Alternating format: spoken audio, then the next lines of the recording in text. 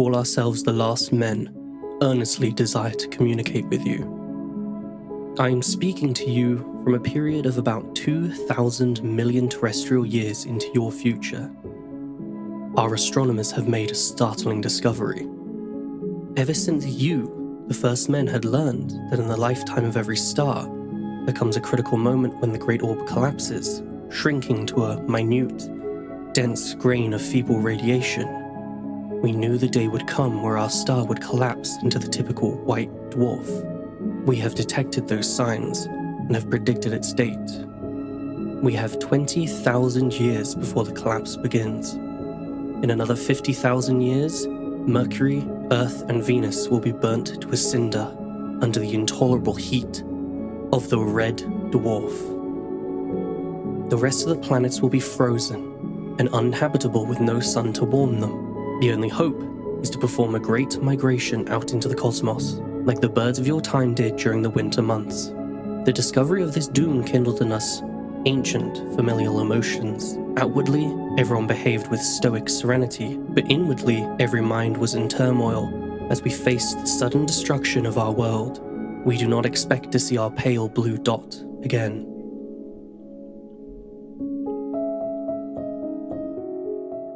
Existence has always been precarious.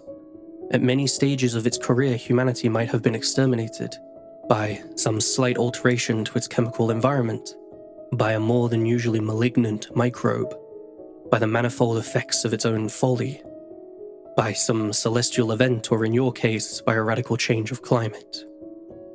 But take it from the fact of these transmissions that you, the first men, do make it through and can prevail in the face of this uncertainty. We pass on to you teachings from the potential ends of time in hopes that it will alter our course and bring about a new wisdom for your future.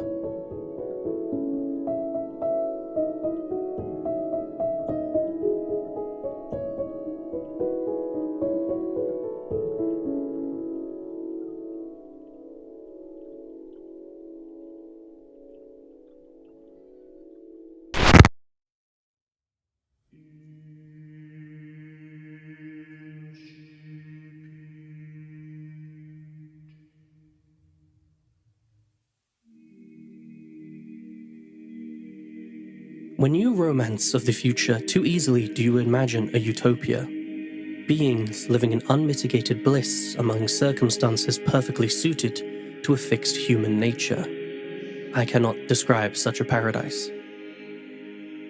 Our time, not dissimilar to yours, is filled with injustice, suffering, and unforeseen catastrophes.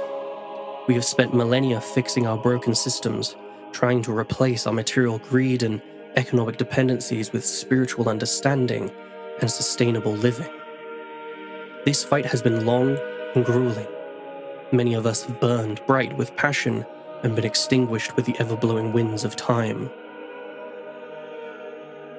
Our emotions are beautiful things. They have allowed us to experience moments of delight, sorrow, and lifelong loves.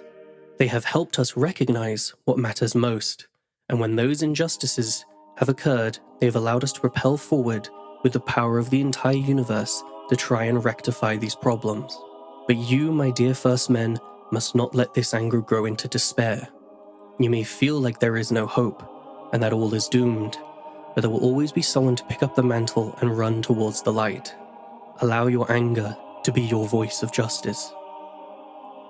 Man's career up until our point, eons in the future, has been less a whirlwind of sudden existence and progress, but a great, sluggish river broken very seldomly by rapids. The monotonous problems and toils of countless, almost identical lives, punctuated by rare moments of adventure and discovery.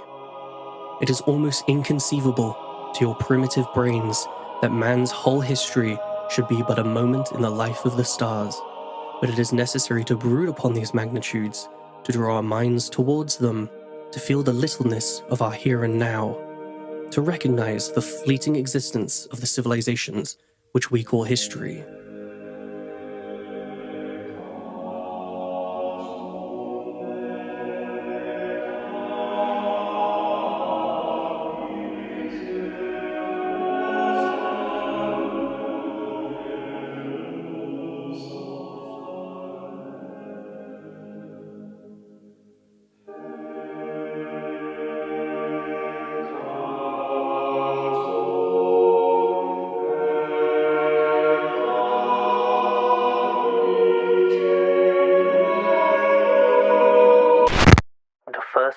navigators have come to us with grave news. A great collide is to occur between our dying sun and a voluminous cloud of gas, the results of which predict our sun to not fizzle out into a white dwarf, but explode into a beautiful last burst of supernova energy.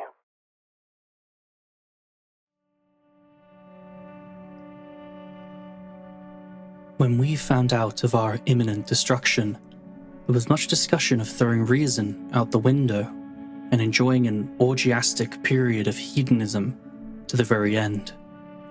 Many separated from our colonies to form new communities dedicated to this endeavor, a veiled attempt to deny the reality that was setting in before us. But others stood fast, knowing a collective effort to combat this problem was the best foot forward. No one man can move a mountain, but with enough manpower and dedication, we can. As we speak to you now, we gaze upon the world around us, and everywhere we look, we see the once deemed impossible made possible. In our time, we have conquered the stars, inhabiting multiple planets in our solar system, and sending out many more ships into the cosmos to chart the inky black seas of space. We've eradicated almost all forms of illness and continue to study existence in an attempt to make sense of the purpose of man.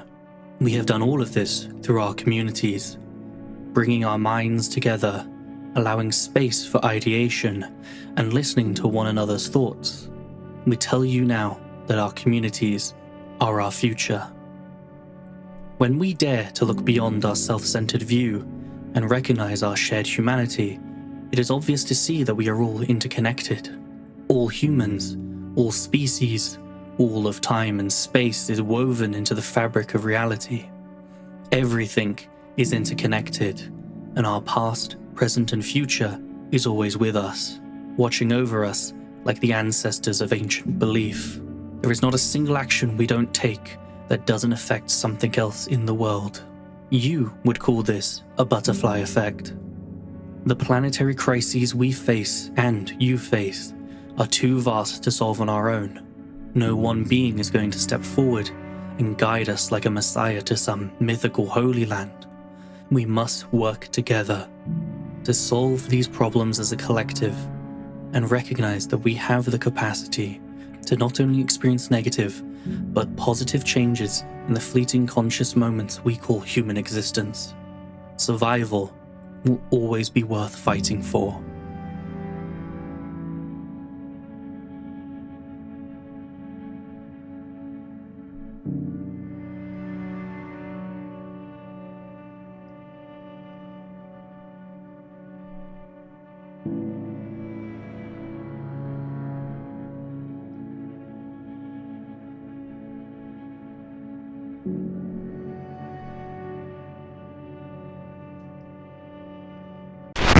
As our astronomers look up to the stars, they tell us how beautiful our end looks.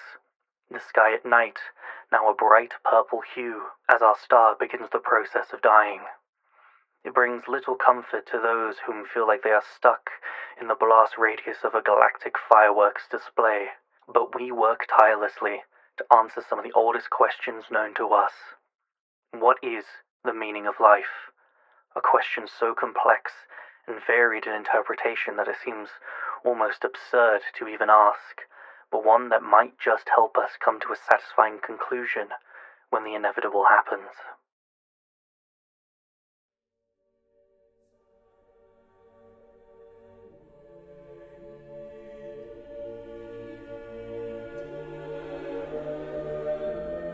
Nowadays, we have lost the future to fear. As our doomsday clock counts down the years, days, seconds we have left, fueling that cycle of fear and anxiety and hopelessness, we are reminded of the bleak reality that is existence. Dreadful things happen, people we love die, species go extinct, we all suffer.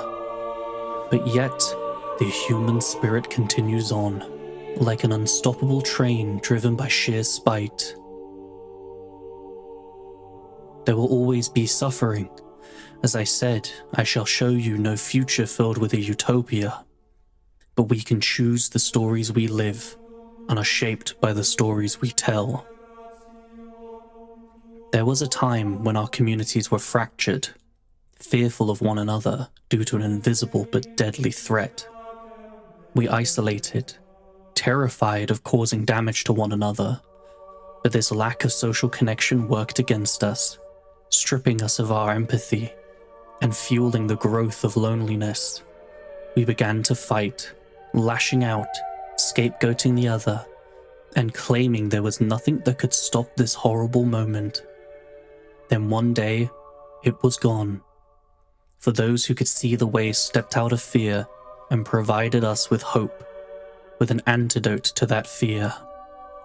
Never lose hope, even in the face of annihilation, because without hope, there is nothing. Caring about something, someone, some idea, requires strength and bravery. And we hope, our dearest first men, that we have taught you enough to see that there is a light at the end of this dark tunnel of existence, and it leads to us. Follow the light. The light is your guide. Let that warmth wash over you and propel you forward to our future.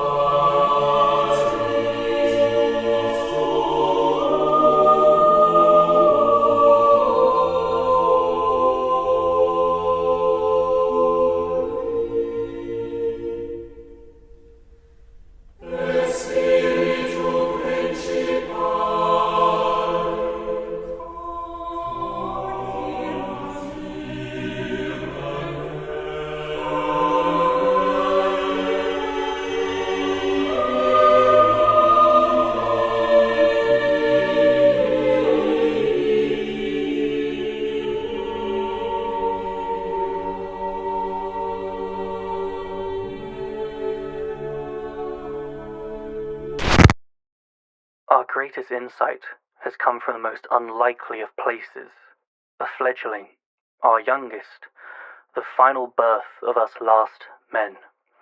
Merely a few hundred years old, he speaks with wisdom of the oldest of our astronomers. Once we learned of our doom, we ceased all conception. This has forced our final generation into a position of great strength, for they, with such little time, have yet to fully experience life, but already seem to understand more than we will ever hope to achieve. The youngest amongst them is different. He speaks without a sense of doom or irritation at the cutting down of his growing tree, but with a sense of hope for something better, just around the bend of the river of reality. It is as though the burning sun is eclipsed by the brightness of his spirit when he talks. It is in that moment, at least, if only for a briefest of moments, man's promise was fulfilled, his questions answered, his purpose understood. Let his words, not mine, close this story. Great are the stars, and man is of no account to them.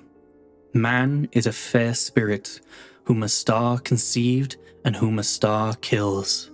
For in them there is an incalculable potential. In him there is achievement, small but actualized. Too soon does he come to his end, but when he is done, he will not be nothing, not as though he had never been, for he is eternally a beauty in the eternal form of things. Man proposed to be the knower and learner of all things, of all knowledge, of all admiration, yet he is but a fledgling caught in a bushfire, unable to escape. Throughout all of his existence, man has been striving to hear the music of the universe, to play along with its ethereal song, to become one with it. But he can never truly be sure he has heard it, nor even there is any such perfect music at all to be heard. But one thing is certain. Man himself, at the very least, is the music. A brave, eternal theme of survival and adaptation. Man himself is beautiful, physically, mentally, and spiritually, and to have been man is a pleasure shared by an incalculable number of us throughout history.